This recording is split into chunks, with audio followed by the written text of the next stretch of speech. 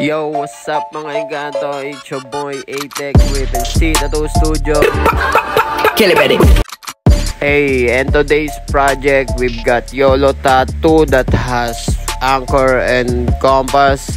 And para sa ating kaalaman, anchors could symbolize anything from commitment to safety to hope. At dahil sobrang daming pwedeng maging meaning ng anchor, napakagandang design nito para sa mga wala pang idea. And as for the compass, kalimitan meaning nito is direksyon o patnubay. And para sa iba, ang compass ay isang paalala ng isang partikular na paglalakbay o pakikipagsapalaran, tulad ng paglalakbay sa isang bagong lugar o pagsisimula.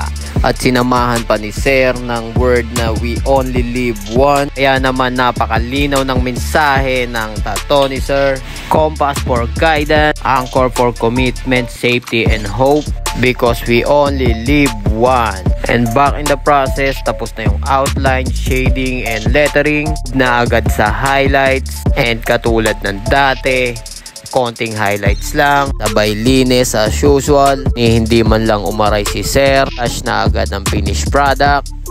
And a big shout out to Sir Patrick and sa kapatid niya na nag-refer sa akin na si Sir King. And it's your boy A-Tech with C Tattoo Studio.